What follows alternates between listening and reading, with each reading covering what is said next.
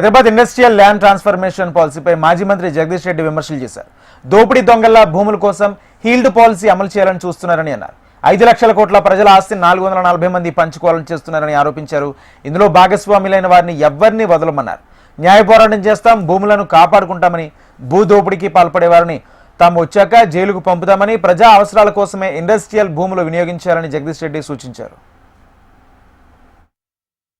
కేవలం real estate దందా మాత్రమే తెలిసిన ముఖ్యమంత్రి దీన్ని కూడా రియల్ ఎస్టేట్ దందాలాగానే భావిస్తున్నాడు తప్ప ఇది ప్రభుత్వం అని, ఇది ప్రజల ఆస్తి అని, దాన్ని మనం ట్రస్టీగా ఉన్నామన్న సోయి జ్ఞానం ఏమాత్రం లేకుండా ముఖ్యమంత్రి చేయడం, దానికి మంత్రులు కూడా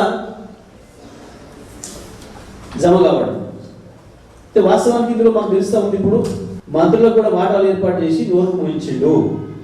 దొంగలు, దోపిడీ దొంగలు చేసే పని ఏదైతే ఉంటుందో అత్యంత వేగంగా నిమిషాల మీద అలారం మోగి పోలీసులు వచ్చే లోపల అయిపోవాలని చెప్పి దోపిడీ దొంగలు చూస్తారో, ఇవాళ ఈ ముఖ్యమంత్రి మంత్రులు కూడా అంతే వేగంగా దోపిడీ దొంగల్లాగా హీల్డ్ పాలసీని అమలు చేయాలని చూస్తున్నారు.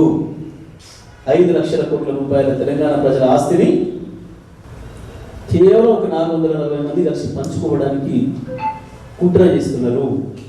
ఎట్టి పరిస్థితుల్లో మేము బీఆర్ఎస్ పార్టీగా తిప్పి కొడతాం.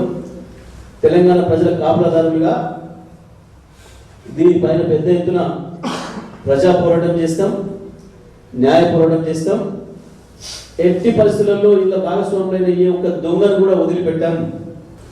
మీరు ఇవాళ తొందరగా చేసి మేమేదో ప్రక్రియ పూర్తి చేస్తామని మీరు అనుకున్నా తప్పకుండా ఆ ఆస్తులు తిరిగి ప్రజలకు అప్పచెప్తాం, మిమ్మల్ని జైలు పంపుతాం.